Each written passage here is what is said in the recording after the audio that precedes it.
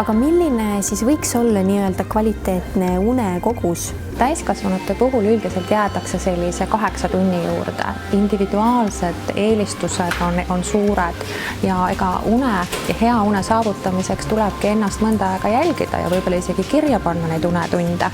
Miks mitte ka toitumist sinna juurde üles märkida.